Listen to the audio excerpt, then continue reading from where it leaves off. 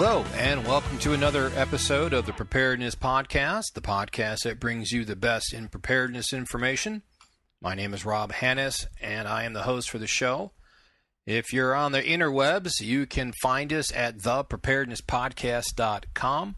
You can like us on Facebook at Preparedness Podcast, and you can follow us on Twitter at Prepcast. Just a quick technical note here. Last week, actually this past weekend, I was playing with the computer and I did this really great thing of erasing all of the applications on my computer. It's actually relatively easy to do. What happened was I have all these videotapes that I took with my Sony camcorder for about a decade, and I've got about 100 of these tapes that I have yet to import into the computer, and I want to do it before the camera gets too old. I mean, the last time I actually used the camcorder, last time we recorded with it was like in 2009. I know that because that was the tape that was in there, so I haven't even turned it on in 4 years. So what I wanted to do was I wanted to import these videos before the camera breaks. And the way I have to do it is because the camera's old technology, and even though my computer is not the latest and greatest, it's newer technology than the camera. Well, why am I telling you this? Well, what happened was I had a file corruption in one of the movie folders, and I could not delete it through the Finder. I couldn't just, select the folder of the files and delete them. They were not locked, but something was very funky going on. Well, I went into the terminal, and there's a command that you can use to delete files. It's very dangerous because I almost wiped out the entire hard drive simply by adding a space where it shouldn't be. And so I got real lucky in that it was only the applications. Now, on a Mac, this isn't too bad if you have a backup because Mac apps don't do a whole lot of registry stuff that like Windows has. You have to, add stuff to the registry and it has to be a certain way. You can pretty much copy over and a lot of the Mac apps will run. So went to my backups, which I'm a big proponent of, and I pull out the first clone. And now the clone is supposed to be a carbon copy of the hard drive, and if I had to, I could just boot from that disk and it would run. That's the premise of it. That's what a clone is. It didn't have the files. All it had were the user files, no applications. I'm like, that's weird. So I went to the next clone, same thing, only had the user files. Now I'm getting really concerned because I don't have any. I wasn't backing up my applications. I don't want to have to restore them if they haven't been backed up. The third clone that I had, I actually had wiped out to use for this video importing. And so that left me with this fourth clone I had. Luckily, this one was actually backing up properly. Now, I don't know how long these clones have been not doing it correctly, but here's a tip. If you're making backups, which you should, you need to test your backups. I mean, I know to test my backups, and I thought I was doing everything right. I mean, I had 4 clones in addition to a couple Time Machine backups, in addition to a bunch of online backups. And 3/4, 3 out of 4 of my clones were bad. So it's just a point that illustrates that you need to test. And this, even though this is computers, part of my digital preparation plan was these backups. Well, I had not tested these in some time, and it showed. So when it came to actually needing this stuff, it turned out that the majority of my preps, my digital computer backup preps, were no good. And luckily, I had enough of them, enough backups that something did work, and I was able to restore the applications. Now, the reason I'm telling this for 2 reasons. One, this is a good example of why you need to test your preps. You need to not only go through the motions of backing something up and making sure you have food storage and water filters, but you also need to test them so that you know that there are these preps are functional. They are serviceable. They're ready to go. They're ready to be used. They're actually going to serve the purpose that you intend them to serve when you need them. And therefore, it's very critical that you test your preps. The other reason I'm telling you this is because because all the applications were wiped out, a lot of the settings got wiped out too. So a lot of the audio settings I had are gone. For example, right now when I play back this audio in my headphones, it is excruciating loud, and I've tamped it down a lot, but I can't believe this is how I controlled it before. To me, it sounds off. It sounds like it's overloaded a little bit. I'm not sure how to fix that yet, and I want to get a podcast out, so I'm not going to spend too much time. I think I've got it to a point where it sounds good. So if it sounds a little harsh, like the EQ is off a little bit, I apologize for that. Let's just grin and bear it and move on. With all the news going on about the NSA spying on everybody, I wanted to point out a couple websites that I came across to help protect your data a little bit. And I think that it's probably very difficult to protect your online data, your online persona from everybody and everything. It's, given what we're learning, it may not be possible, let alone easy. So, but I think there are things that you can do to limit your exposure, and I think we should look at those. We know that if you're a prepper, you're on a list. If you were in the military, you're on a list. If you own guns, you're on a list. If you're a libertarian or part of the Tea Party movement or anybody who, well, probably even if you're on the left side of the political equation, you're probably on a list someplace. So the long and short of it is that you're on a list. Now, my personal feeling is I don't particularly care. I had a top secret clearance in the Marine Corps. I know I'm on a list. Am I on a watch list? I don't know. But my personal opinion on this is, does the government know that I'm angry and frustrated with how they're running things? Good. I'm fine with that. Let them know that I'm armed. Let them know that I have a voice. Let them know that I vote. Let them know that I have influence on other people, friends that I talk to and stuff like that. And let them know that I am disgruntled. I'm okay with that. I'm perfectly fine letting them know that I'm not a happy camper. And I think the more people that are also unhappy campers, the better. They can't get us all. And if they strike one person down, somebody else should be there to take their place. You can't cower in fear and rail against the government. Oh, the government's bad. I don't like the way they're doing this. And then cower in fear and not do anything. You have to stand up at some point. I'm not saying that, being vocal is going to have a lot of effect, but stand up and be counted. Stand up and be heard. Let others know that they are not alone. And in turn, they will let you know that you're not alone.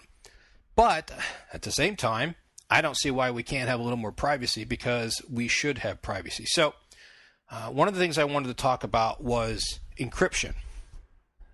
Not so much how to do it. There are plenty of tutorials and websites and how-tos online to get you started. And it really depends on how you want to encrypt your communications. Prior to this, I would have recommended that you be careful on what you encrypt, because when you encrypt, when you send something that's encrypted, it's going to send a red flag someplace. Now that we know that they're pretty much flagging and tagging and bagging everything, well, what's the point? If they're already watching you, why not go ahead? You can't attract any more attention to yourself if they're already watching you. So you can encrypt your emails. You can encrypt your instant messages. Are these encryption schemes hackable by the NSA? I don't know, but if you have sensitive information that you want to pass, why make it easy? So my point here is, prior to this, you may want to have given some thought to whether or not you wanted to bring attention to yourself like that. Now, heck, why not? The other thing is, I came across a website. It's called Tails, and that stands for the Amnesic, if I can pronounce this right, the Amnesic Incognito Live System.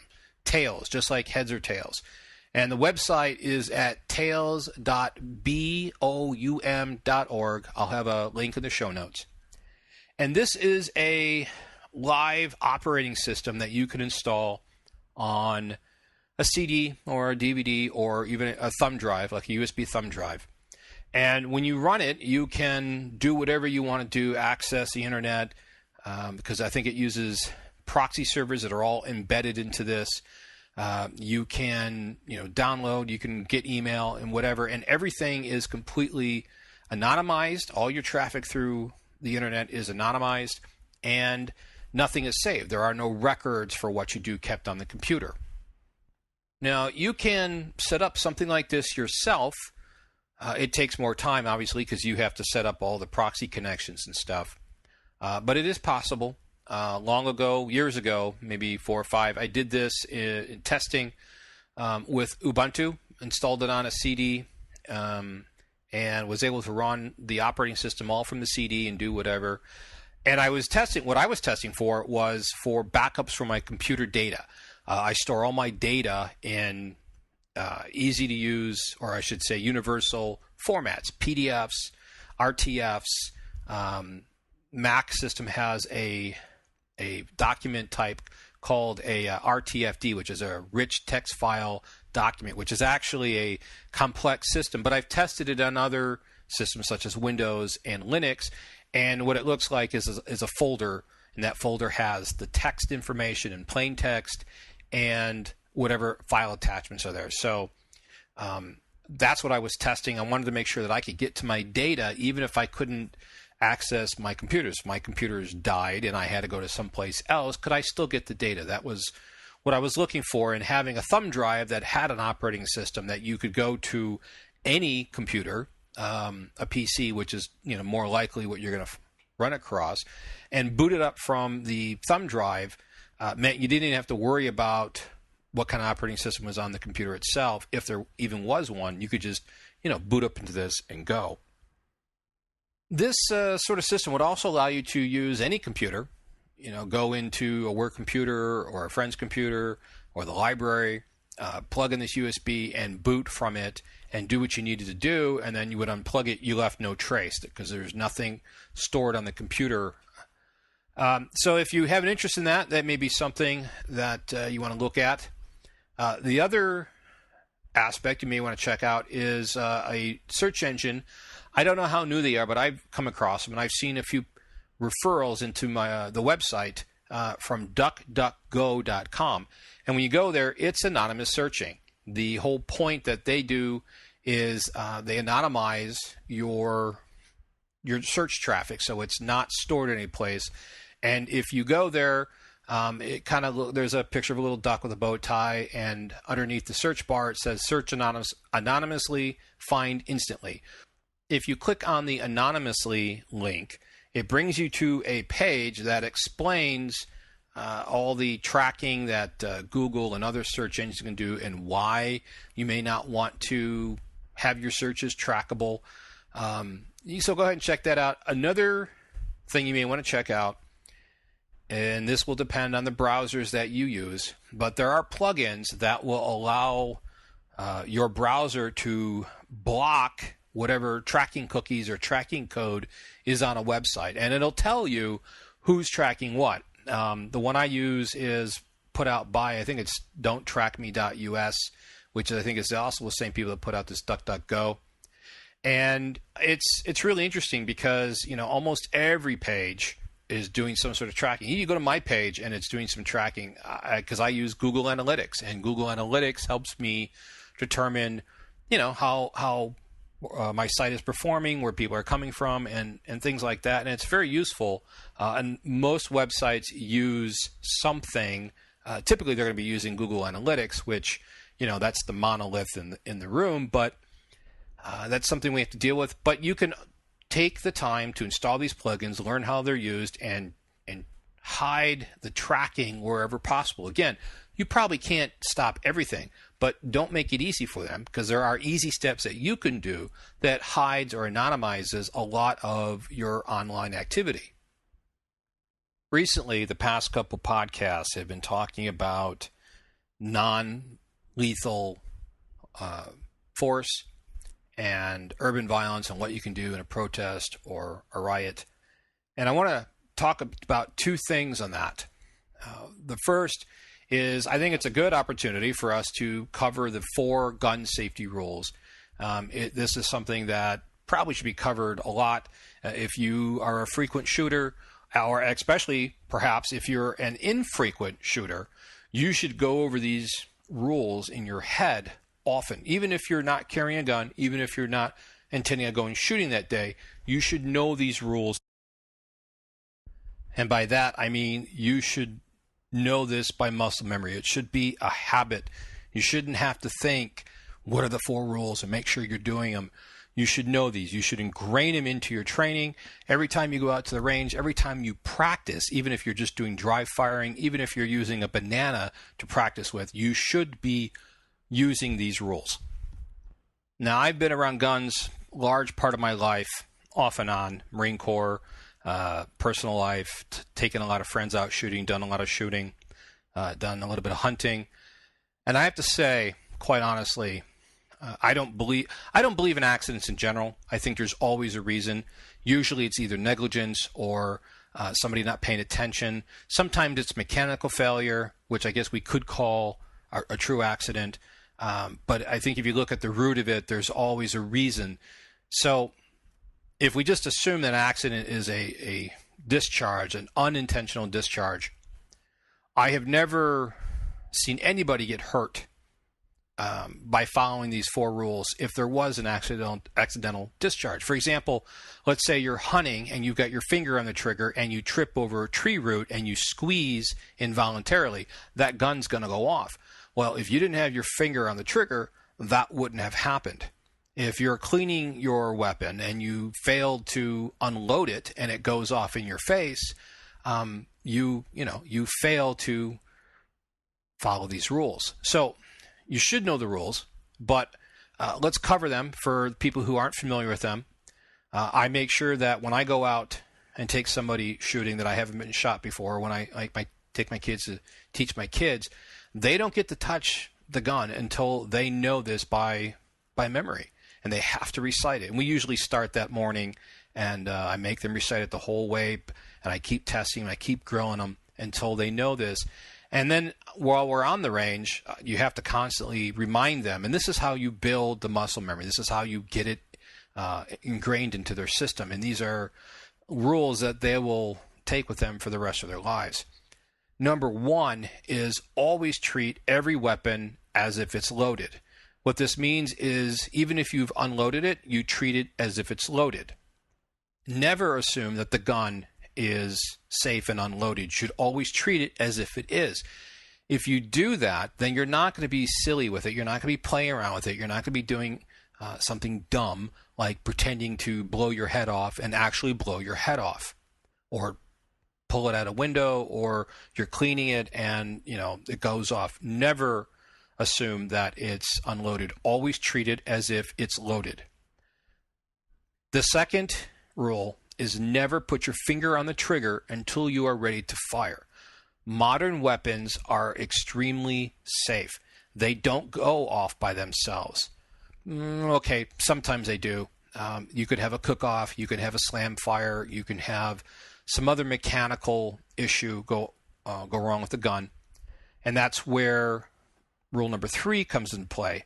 But barring that, most modern weapons are made very well, and they don't just shoot themselves. I mean, if you load a gun and you stick it on the table and it's loaded, it will sit there for years and never go off. You put your finger on the trigger and squeeze, now it fires. So don't put your finger on the trigger. Always keep your finger off the trigger and out of the trigger well until you are coming up on target. Number 3, never point the weapon at anything or anybody that you don't intend to destroy or kill. Period. If you follow this rule and the gun does accidentally discharge on its own, either because of a cook-off, which is the barrel gets so hot that it ignites the powder of the cartridge that's sitting in the breech, or there's a slam fire, which means when you close the bolt or let the slide go home on the gun, it actually is enough force to trigger that round to go off before it should. It happens.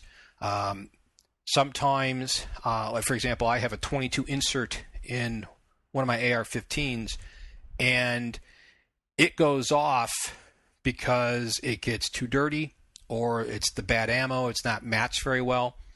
However, because I always keep my weapon pointed in a safe direction, doubly so when I actually have live ammunition around it, when that bullet does come out of that barrel, it's not pointed at anything or anybody. Now, if you're inside the house and you're pointing down and there's people downstairs from you, that may not be the direction to do. You may want to point up. You have to keep this in mind. A safe direction changes as you move. If you're at the range, a safe direction is downrange, not pointed up.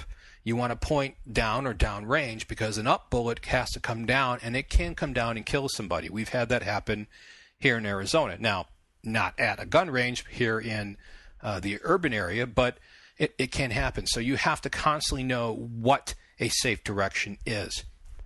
And the fourth rule, always be sure of your target and what lies beyond it. I hear a lot of people forget the second half of this rule. Always be sure of your target. Always be sure of your target. Always be sure of your target. I hear that a lot. And that's true. You should be sure of your target. You should know what you're shooting at. But you also need to know what lies beyond it. If you're shooting into a short hill, and that hill is only, say, 6 feet high or 5 feet high, and your target is right in front of it, yeah, that's great if you actually hit the target. But if you pull or yank or jerk the trigger and it fires a little bit high and it goes over that hill, where's that bullet going? I mean, that's not a good place to be shooting because that backstop is not safe enough. But you have to know what happens after the bullet goes through the target, or if I missed the target, where's the bullet going? What are the odds of it traveling someplace I don't want it to be? That's your responsibility. You fired that bullet, you are responsible for where it goes. So if it accidentally goes over a fence or a hill and it kills somebody, you're responsible. So always treat every weapon as if it's loaded. Never put your finger on the trigger or into the trigger guard until you're ready to fire. Never point the weapon at anything you don't intend to destroy or kill. And always be sure of your target and what lies beyond it. Those 4 rules, even if there is an accidental discharge, those 4 rules will help keep people safe and out of harm's way when you're on the range. I'm going to pause briefly here to talk about our sponsor for the podcast right now, and then we're going to get back into some of my thoughts on using non-lethal force. Way back in the day when I was looking at food storage, our options were limited. We had the military MREs, we had some dehydrated food, we had some jerky. Today's selections are so much more broad in scope and so much better. Preparedness.com by Legacy Foods has some great food. It's got a 25-year shelf life. It is certified GMO-free. It's got the lowest cost per 2,000 calories. And it tastes great, and there are no preservatives in here. So we're talking about a high-quality food that you can store for 25 years as part of your food storage program. And when you pull it out, you're not having to wince and go, well, it's better than eating grubs. The stuff tastes great, and you should look into it as part of your food storage for that part where you need quickly made foods. Now, your food storage plan should have a lot of different foods in a lot of different varieties for a variety of different things, but you need something that's lightweight, something to take with you when you evacuate, something that's easy to make. You don't want to spend all your time in a disaster situation having to make food from scratch because all you have is bulk foods. Go to preparewise.com, check out the foods they have, check out the great menu selections they have. Give them a call. Let them know that you heard about them from the Preparedness Podcast, and they're going to take 5% off your order. Preparewise.com. Before we talk about our last topic, which is going to be some of my thoughts on using non-lethal force and how best to employ that, I just want to take a couple minutes and talk about the books I have. I've got 2. The new people may not be familiar with it. I know that your past listeners, you guys are. But I've got a book called Surviving EMP, and it's a book I think you need to check out. You can find a lot of the information in my podcast and on the website, but I put the book out as an alternative for people who wanted print. It's also available on Kindle and in PDF. And the reason I put it out is because there is a lot of ignorance on EMP and Faraday cages. And I don't mean to be brash by calling people ignorant, because that's not what I'm trying to do, but I don't mean it in a bad sense. I just mean in that there's a lot of misunderstanding on what EMP is, how it works, and how you can protect from it. I get contacts from people all the time. I had one guy on YouTube. I had to shut him down. I had to block him because he was just making no sense, and I was trying to educate him on what it was and where he was wrong and where he can go look this stuff up. But he just wanted to rail in that I'm just another prepper who's just trying to make a buck. That's clearly not the case. Most of this information that I have here, I put out in the podcast already. I'm just making it easily accessible because this is research that I did. I go and explain how I tested and how you can test. That's the important thing. How you can test what somebody says, oh, this is a great Faraday cage. By going through the information, the book or the podcast or the website, you'll be able to take an AM radio and test whether or not it is. You'll be able to show them, oh, really? If that's the case, then how come this still works? And is this the epitome of EMP information? No, that information doesn't exist because it's not published. It's not made public by the government. The best we can do is to read what the EMP scientists do and take our best guess, do some educated guess, knowing what we know about other aspects of the physical world, like electromagnetic radiation, radio waves, and so on. And we can apply these things and make some good guesses and do some tests and extrapolate from what we've been told by the EMP scientists themselves and come up with a pretty decent do-it-yourself solution. So that's what that book's about. The other book, the Preparedness Capability Checklist, is the culmination of many years of me trying to distill what it takes to be prepared. It's not a survival book. It's not about how to start fires and build shelters. It's about how you can be prepared. It can actually tell you if you're prepared. All the other lists out there won't tell you that you're prepared. It may tell you have to have 300 pounds of weed, you need to have 6 D-sized batteries, you need to have a flashlight, you need to have a knife. Those lists will not ever tell you whether or not you're prepared because that information isn't there. The data, the information cannot be extrapolated or manipulated in any way to tell you whether or not you're prepared. The PCC will. It will guide you in what you need to accomplish for a survival scenario, and you can use that to actually measure your preparedness and determine whether or not you're prepared and where your holes are, where your weaknesses are. That's what that book's about. As I mentioned, the EMP book is available in print via Kindle and PDF. The PCC book is currently only available on print.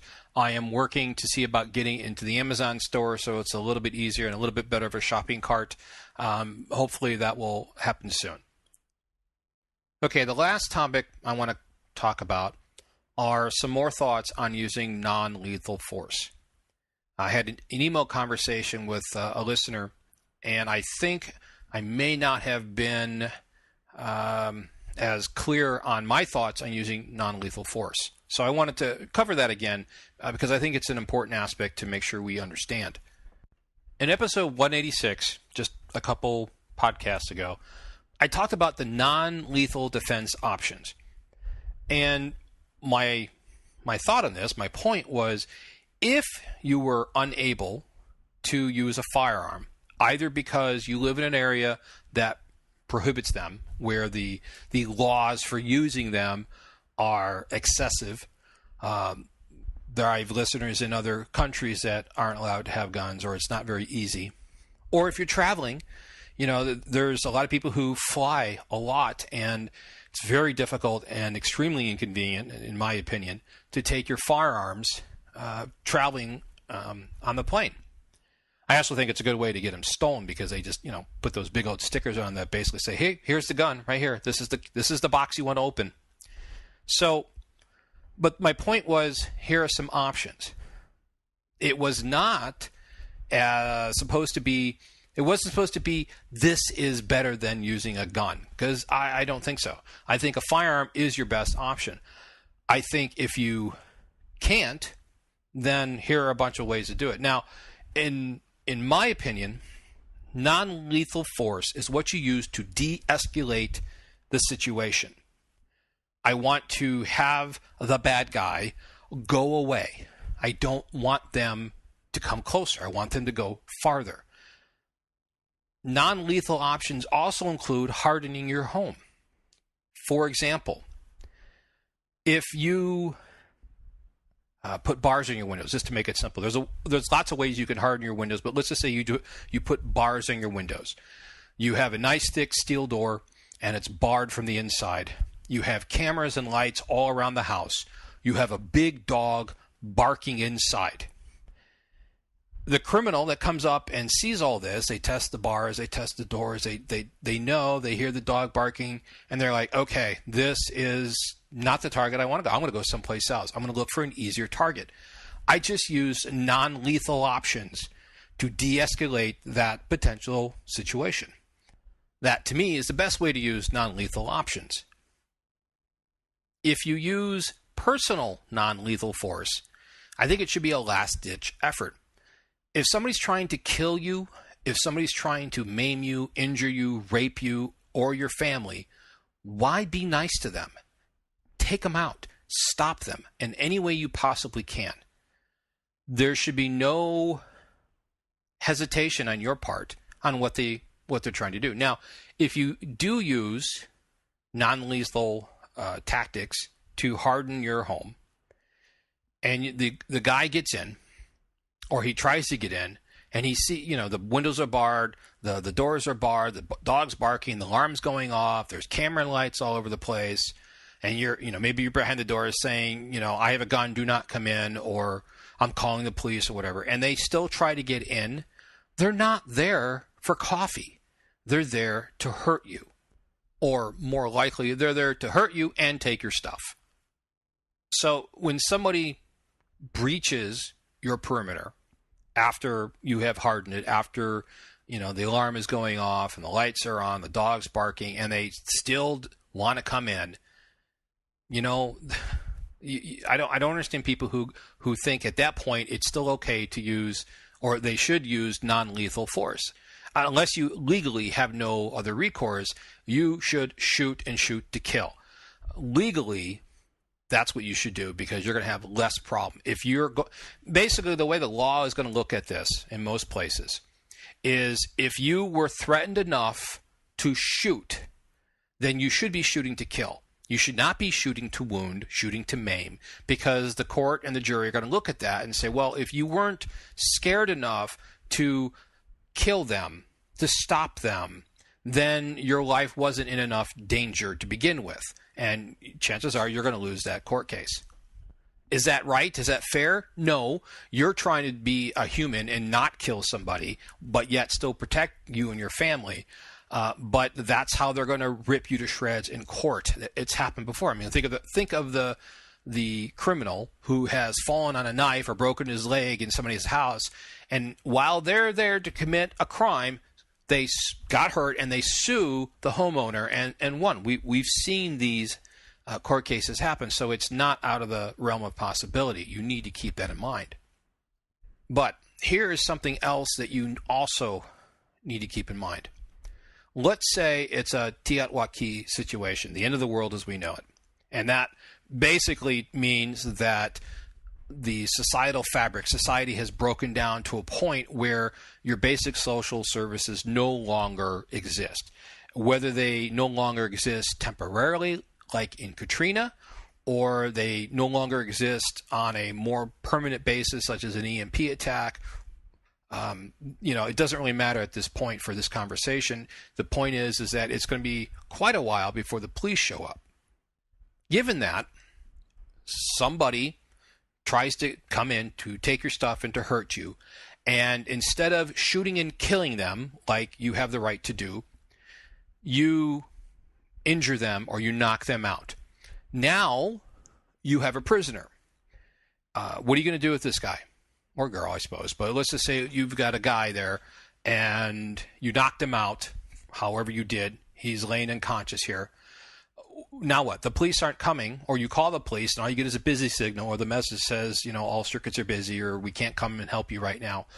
What are you going to do with this guy? Well, you're going to tie him up. He's he needs to be cared of. Maybe he's got an injury or something. You take care of that, give him first aid or whatever. You're trying to be a human. Well, he's tied up. Well, the police don't come.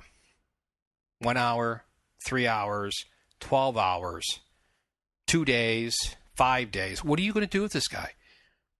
You've got him tied up. He needs to eat. He needs to drink. He needs to go to the bathroom. And anytime you let him, out of his binds to go to the bathroom, he now becomes a security risk to you and your family. Well, here's the reality of the situation.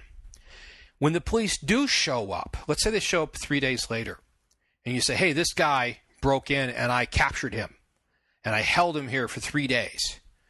Well, you may very well be arrested for kidnapping. You unlawfully held him against his will. That's kidnapping. Yes, it's something that's going to happen. It's something you're going to have to consider. At the very best, he's going to sue you in civil court for the same thing. What happens if the police don't ever come? Now you've got a prisoner. You don't have to worry about being charged with kidnapping, but now you have this guy who is eating up your resources. What are you going to do? You didn't kill him. You didn't take care of the problem when it was the right point to. And I know this isn't happy thoughts here. But this is reality. This is survival. You have to think this through. You have to understand that if you're going to prepare to survive, you're going to come across nasty situations, and you need to be ready to deal with these nasty situations. And this is one of them. When somebody attempts to hurt you or take your stuff or hurt your family or break into your house, to your castle, to your space, that's the time you have the legal right to kill them. And if you're going to defend yourself, that's what you should be doing. Because if you don't, now you have somebody you have to take care of. And you don't want, whether or not you're worried about a kidnapping charge, depending on the situation, most likely society will come back. So at some point, you're going to have to account for all your actions. It's far easier to say, yeah, he broke in and he was attacking us and I killed him, self-defense, than it is to say, oh, well, he came in and I subdued him and then I kept him locked up in the basement for the next 30 days. That's not going to look very good for you. But let's say there is no coming back to society. Now you have this bad guy in your basement. What are you going to do with him? You're going to let him eat your food, the food that's now hard to come by, drink your water, soil your basement.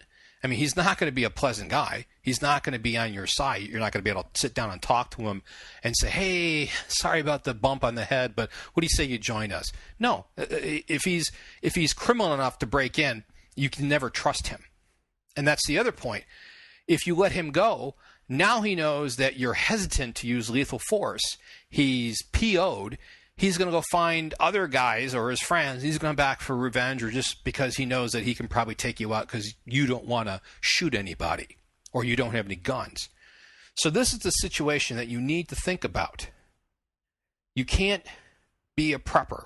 You can't be somebody who wants to survive all things that may be thrown your way, because that's what we preppers want to do, and not give some serious thought to what happens if you don't take the opportunity to neutralize the threat, to use the cloak and dagger term that we see on TV. If you don't take care of this threat when it's a threat, you have huge issues legally, morally, ethically, logistically, security-wise. It becomes a huge problem, and you need to understand the afterwards. They never talk about the afterwards on TV or on the news or any, in the books. It's always clean and easy, it seems. Nobody ever seems to deal with the real nitty-gritty issues of something like this. And this is something that you definitely need to consider, because it can be a very realistic scenario. It can easily happen to you if the lights go out, Katrina hits, another EMP, another Hurricane Sandy. What happens? What are you going to do? You need to know when to act, what kind of action you can take, and what happens if you fail to act. So I wanted to bring that up. I wanted to make sure that you completely understood the ramifications of this. so that you can make the best decisions for you and your family. I want to thank you for downloading and listening to the podcast. If you've enjoyed this podcast series, you can help support the podcast in one of these ways. You can let other people know about the podcast.